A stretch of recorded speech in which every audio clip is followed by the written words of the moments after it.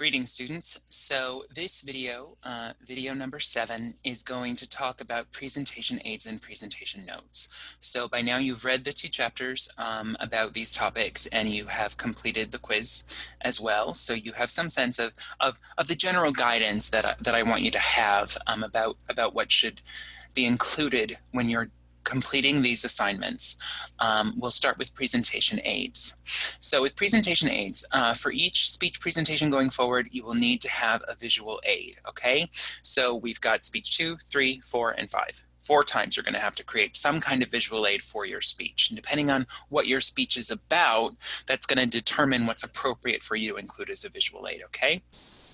So here I give you some options. PowerPoint.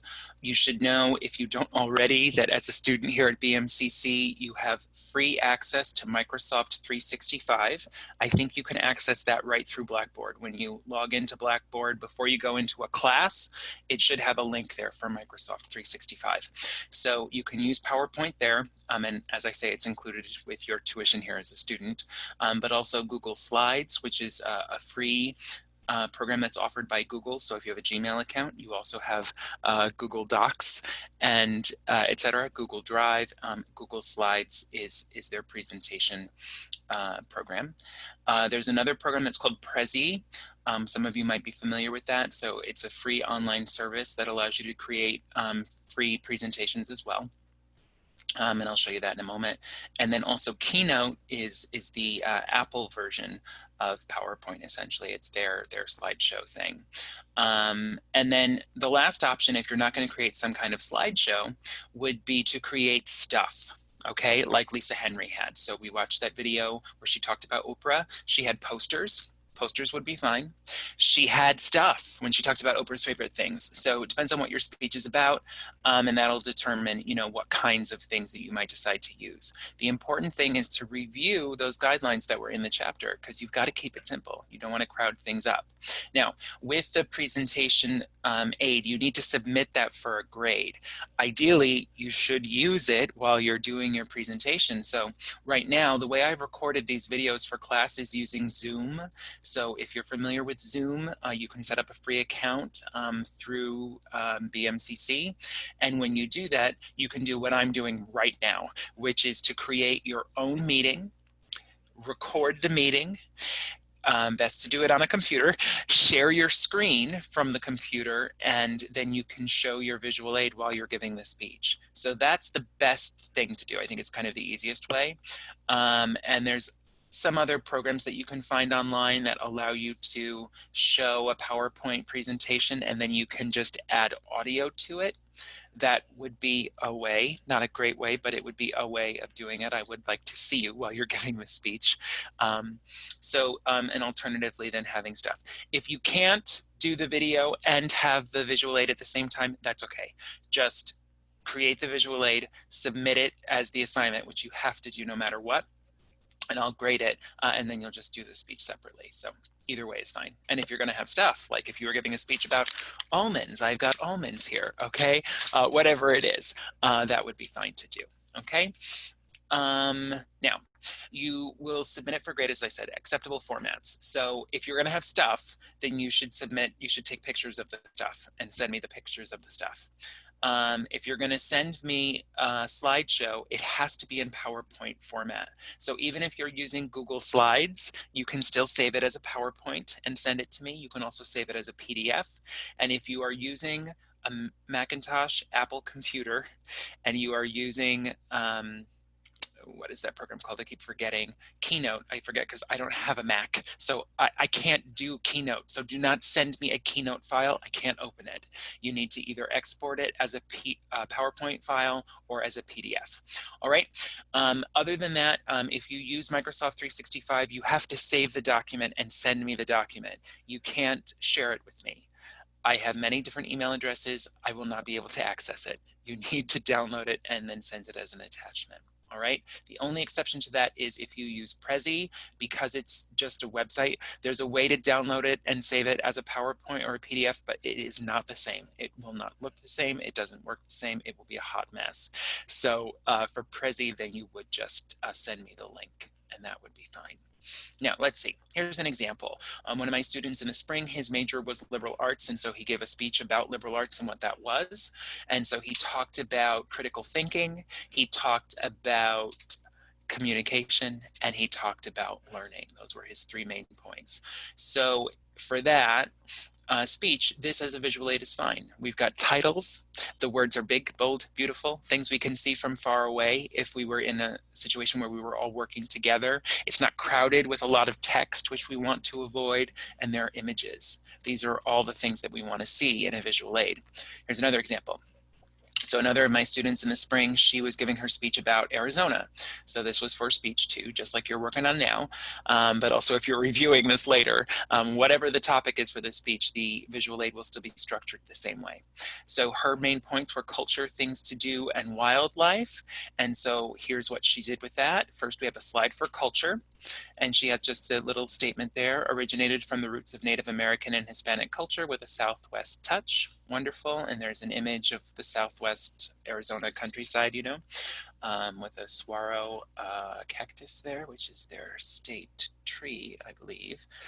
And then things to do, her second main point. And so we see the zoo there, this broken arrow trail thing, and also old Tucson.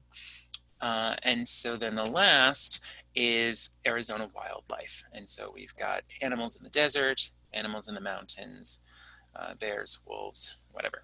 So that's fine too. So really what they've done is one slide for each main point. Fine, simple, elegant, easy. I have no problem with that.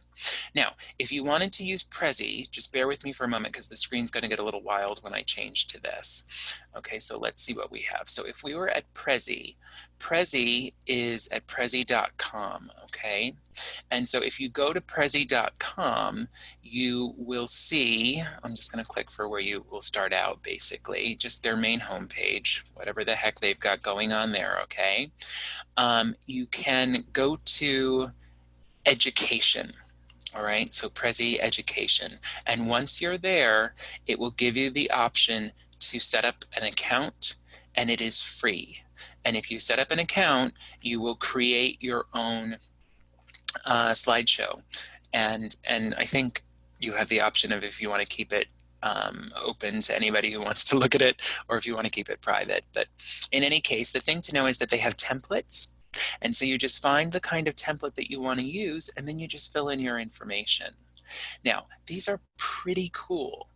When you're doing PowerPoint or Keynote or Google Slides, you have the option of adding a timer. You can have one slide like dissolve or fade into the next one and all kinds of things. But that takes a lot of time and a lot of work to do. Prezi will do those things for you because it's set up like an animation. So here's an example. This is somebody doing some presentation on adolescent sleep and well-being. Now watch how we go. We start in Prezi with some kind of like home page, like a map, and then we zoom into different parts of it, okay? And so then you add that extra information, and the templates will help you to do this. So it's kind of like you start out with a wide map, and then you're zooming into different parts of it. And you just keep moving around to the different parts. So this looks like it's very complicated and looks like it's very hard, but because they have the template set up for you, it's actually kind of easy. It just takes a little bit of time to get used to it, but they're very fun, they're very innovative. And like I say, rather than it just being like a slideshow, it ends up being like an animation, and that's pretty cool. So if that's interesting to you, by all means, go ahead and use it, all right?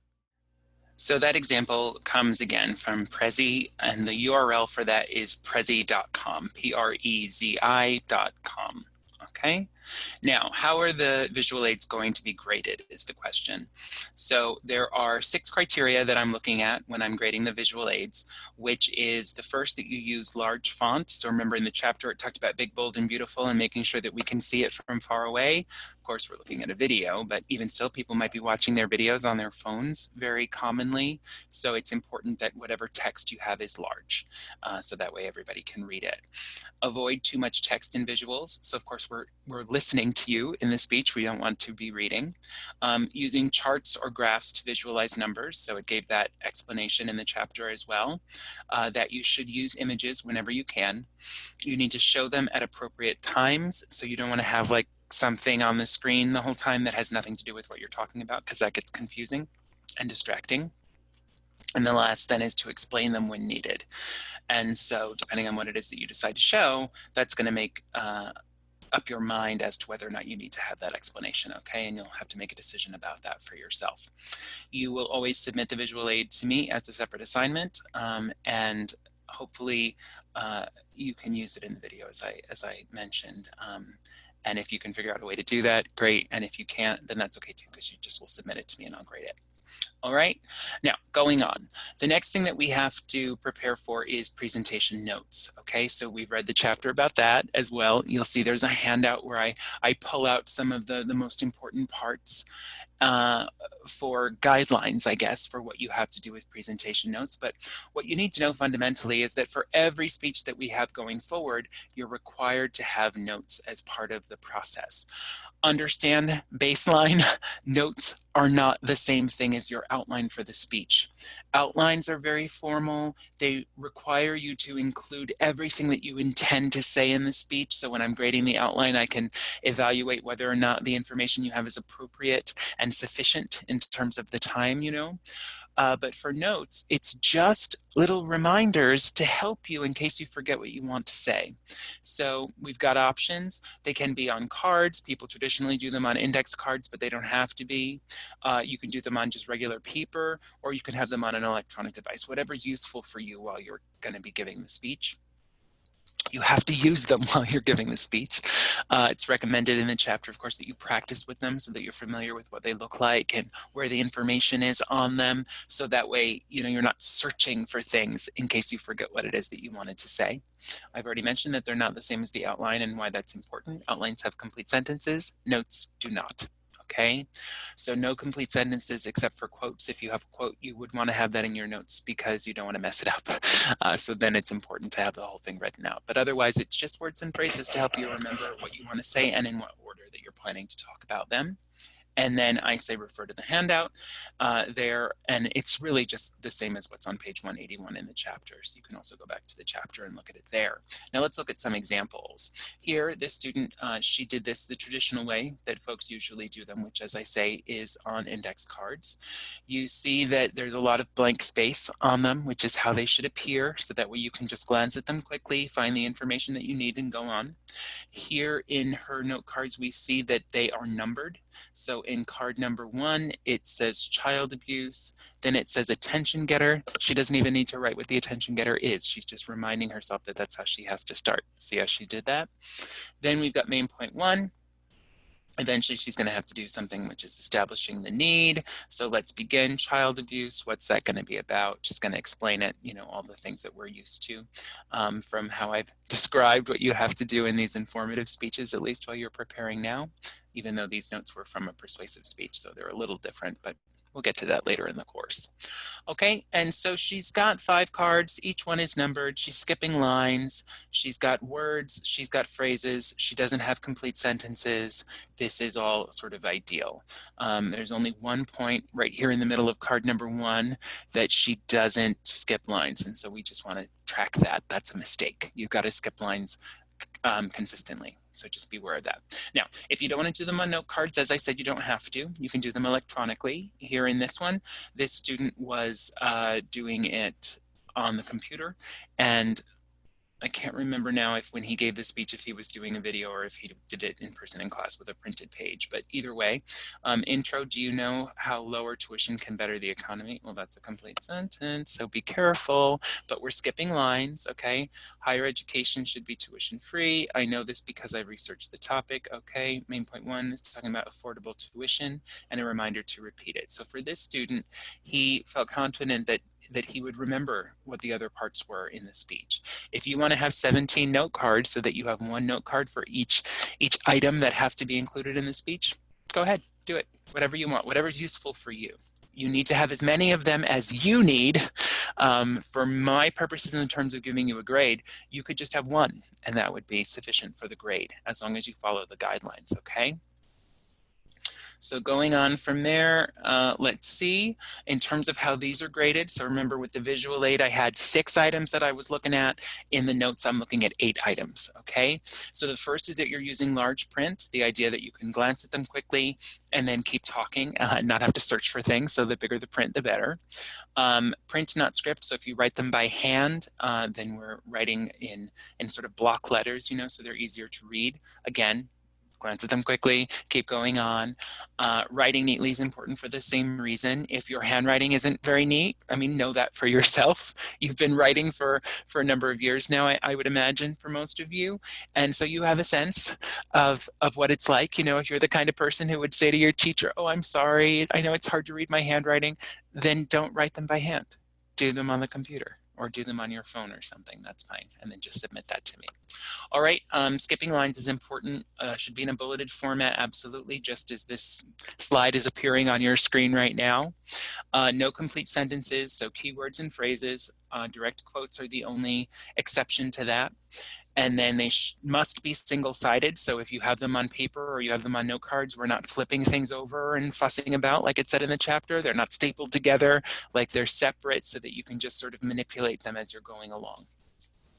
All right, and just moving from one card to the next without having to flip them over. And then the last piece is that they need to be numbered. I can't tell you how many people I've watched give speeches in this class, and they're just making a mess, and now they can't find the information that they need. Well, if they just numbered the cards, it wouldn't have been a problem, and that's why it's important. So if it's more than one page, you've got to put numbers on the pages. So that way you keep them in order as you're going. And as I said, remember to practice with them while you're preparing for this speech. So that way there's no surprises. You're used to using them, you know what they say, and you have the information that you need, and you keep going. Okay, so that's it. As I said, we're going to have notes and visual aids for each of the speeches going forward. And the visual aids always are 6 points. The notes are always 8 points, and you'll have them for speech 2, speech 3, speech 4, and speech 5. Okay, if you have questions, refer to the chapters, look at the handouts, or by all means, send me an email. Take care.